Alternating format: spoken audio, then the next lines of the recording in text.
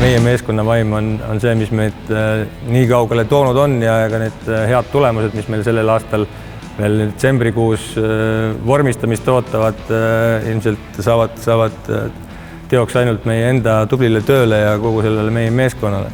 Häid inimesi, kolleege, kontakte oleme leidnud meie enda soovitajate seast, et see on alati teretulnud ja kui me teame kuskil kedagi head ja asjalikku inimest, kes võiks meile sobida, siis andke aga sellest julgelt märku, et kõik on terve aasta palehigis rabanud ja oma tööd igapäevaselt teevad suure pühendumise ja hingega, nii et tahaks kõiki tänada.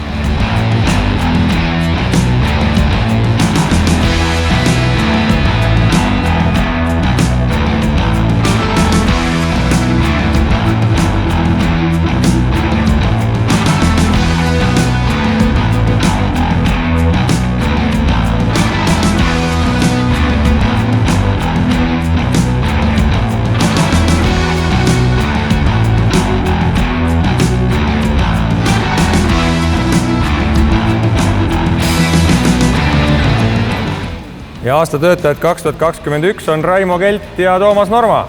Just öeldud. Raimo on igal juhul selle väga väärikalt välja teeninud, et ma ei tea Tartus mitte ühtegi inimest, kes võtab 24/7 telefoni vastu ja võimleb lihtsalt hullu pööra, et tõesti suurelt tänud sulle.